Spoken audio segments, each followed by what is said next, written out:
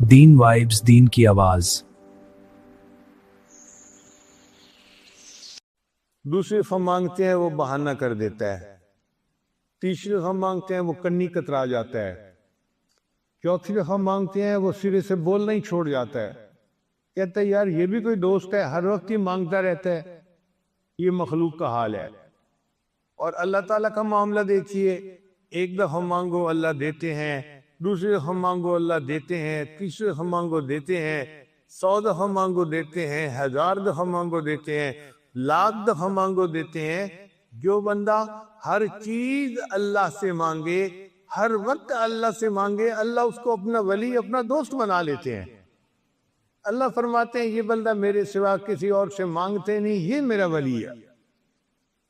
تو مانگنے کا مزہ تو اللہ سے ہے، اس لیے بیمار ہو تو اللہ سے شفا مانگیں، کوئی مصیبت کوئی پریشانی ہو تو اللہ کی طرف رجوع کریں۔ ایاک نستعین، اس میں ہمارے لیے بہت بڑا سبق ہے۔ چنانچہ نبی علیہ الصلوۃ والسلام نے ہمیں یہ دعا سکھائی۔ ہم وتر کے شروع میں دعا مانگتے ہیں، اللہم انا نستعینک ونستغفرک ونؤمن بک ونتوکل علیک۔ تو ہم مدد کس سے مانگتے ہیں؟ اللہ سے مانگتے ہیں۔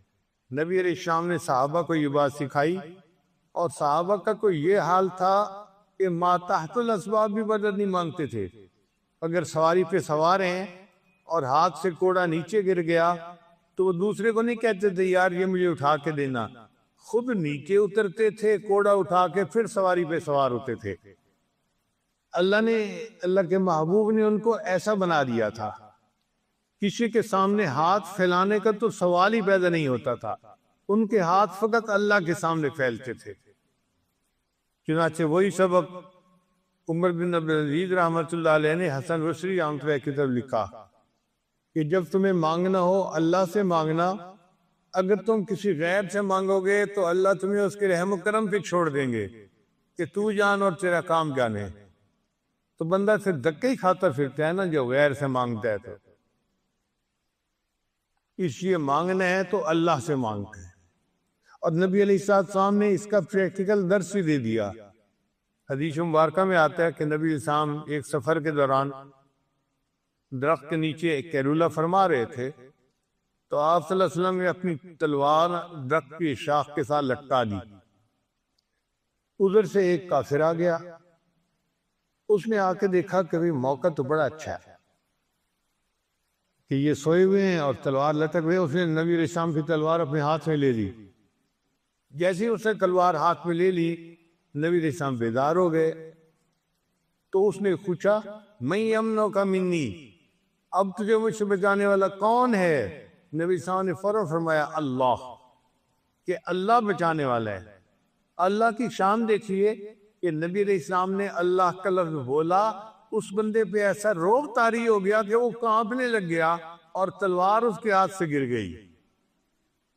جب تلوار اس کے ہاتھ سے گر گئی تو نبی علیہ السلام نے تلوار اٹھائی، اور پھر نبی علیہ السلام نے فرمایا من یمنعک منی، اب تجھے مجھ سے کون بچائے گا؟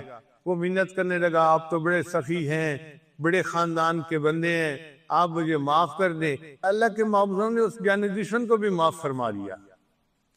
تو پریکٹیکل بھی کر کے دکھا دیا کہ دیکھو جب کوئی مشکل آئے تو مانگنا کس سے ہے؟ اللہ سے مانگنا ہے۔ اگر یہ سبق ہم نے یاد کر لیا اور پڑھ لیا تو انشاءاللہ ہمارا کام سنور جائے گا۔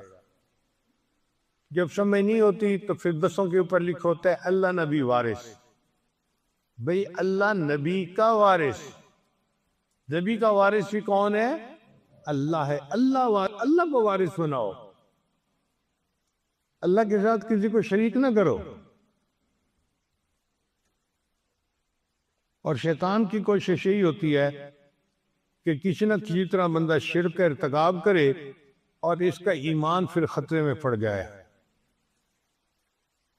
ہمیں چاہیے کہ ہم یہ پڑھتے رہیں حسبنا اللہ و نعم الوکیل، نعم المولا و نعم النصیر۔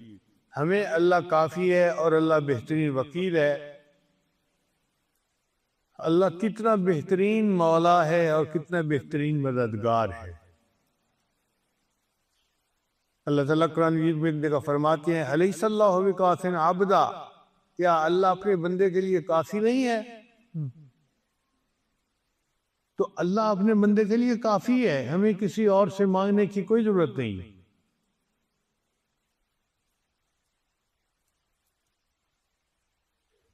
ٹوٹے رشتے وہ جوڑ دیتا ہے، بات رب پہ جو چھوڑ دیتا ہے۔ ٹوٹے رشتے وہ جوڑ دیتا ہے، بات رب پہ جو چھوڑ دیتا ہے، اس کے فضل و کرم کا کیا کہنا، لاکھ مانگو کروڑ دیتا ہے۔ اللہ تو بہت بلند ذات ہے، جو مانگو گے امیدوں سے بڑھ کر دے گا۔ ہمیشہ مانگنے والوں کو اپنے دامن کے چھوٹے ہونے کا شکوہ رہا، اللہ کی دین تو بہت بڑی ہے، بہت بڑی ہے۔ ایک مرتبہ ہم عرفات کے میدان میں تھے تو ایک بوڑھا بیٹھا ہوا دعا مانگ رہا تھا، یا اللہ دے مجھے 10,000 کروڑ روپیہ۔ اب عرفات کا میدان ہے اور دعا کا وقت ہے، تو بوڑھے نے دعا مانگی، اے اللہ دے مجھے 10,000 کروڑ روپیہ۔ تو لاہور کا ایک نوجوان تھا، وہ کہتا ہے بابا جی اتنے؟ کہتے پتر تیرے کو نہیں منگے، اللہ کو منگے۔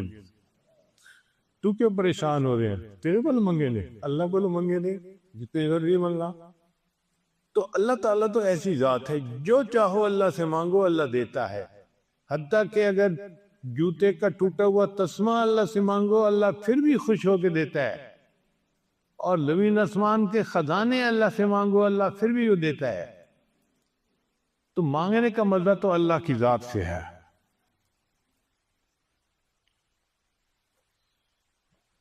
وہاب رحمت اللہ علیہ فرماتے ہیں کہ میں شام کے پہاڑوں میں، روم کے پہاڑوں میں چل رہا تھا تو ایک آواز میں نے سنی، کہنے والا کہہ رہا تھا، اے میرے رب مجھے تعجب ہے اس شخص پر جس کو آپ کی معرفت حاصل ہے، پھر وہ کیسے آپ کے علاوہ کسی اور سے امید کر سکتا ہے۔